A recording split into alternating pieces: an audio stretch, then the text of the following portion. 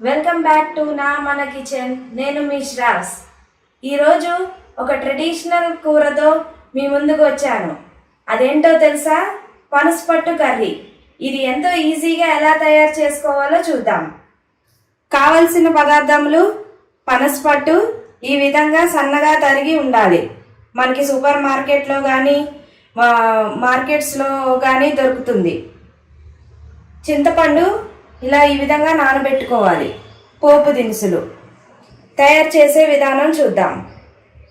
ఈజీగా ఎలా తయారు చేయాలో చూద్దాం. ఇప్పుడు పనసపట్టుని ఒక 2 విజిల్స్ వచ్చే వరకు ఉడికించుకోవాలి.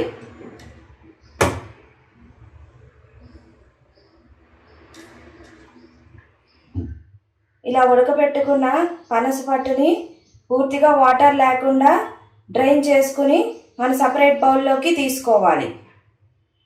ఇప్పుడు ప్యాన్లో ఒక 3 టేబుల్ స్పూన్ ఆయిల్ వేసుకుని వేడి చేసుకోవాలి. వేడి చేసుకున్నాక మనం పోపు దినుసులు వేసుకోవాలి.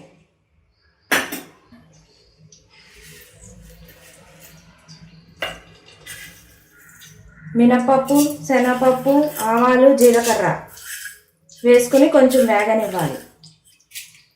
ఇలా వేగుతున్న సమయంలో ఒక 3-4 పచ్చిమిరపకాయలు కట్ చేసుకుని ఫ్రై చేసుకోవాలి. ఈ విధంగా గోల్డెన్ బ్రౌన్ వచ్చాక ఒక 2 ఎండుమిరపకాయలు కూడా ఎండుమిరపకాయలు, కరివేపాకు వేసుకోవాలి.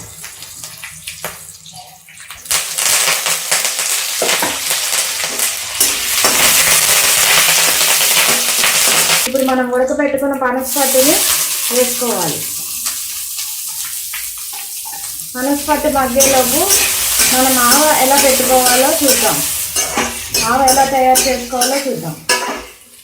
మీరు కావాలంటే ఆవ పొడి వేసుకోవచ్చు. నేను ఆవ ఎలా తయారు చేసుకోవాలో చూద్దాం. నేను ఆవాలు ఇలా మిక్సీలో గ్రైండ్ చేసుకుని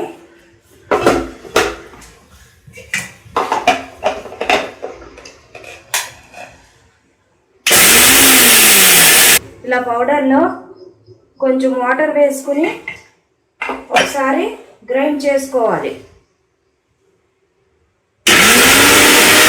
ఈ విధంగా పేస్ట్ తయారయ్యాక ఇందులోంచి వాటర్ అంతా డ్రైన్ చేసుకుని పక్కన పెట్టుకోవాలి. ఈ విధంగా మనం డ్రైన్ చేసుకోవాలి. ఇలా కొంచెం ఫ్రై అయ్యాక మన చింతపండు పేస్ట్ వేసుకోవాలి. కొంచెం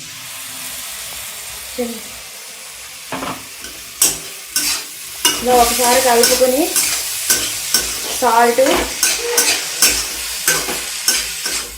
పసుపు వేసుకోవాలి. రుచికి సరిపడా సాల్ట్,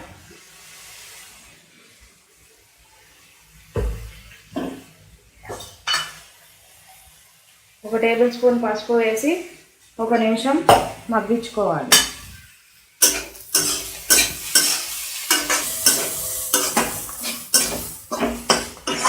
ఈ విధంగా మనకి కూర తయారయ్యాక స్టవ్ ఆఫ్ చేసుకుని మనం డ్రైన్ చేసి పెట్టుకున్న